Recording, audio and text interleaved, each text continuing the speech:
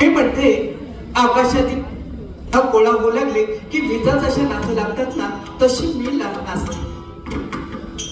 पण मी म्हणते अशा वेळी त्याने युद्धातील गोष्टी सांगत तरी कोण?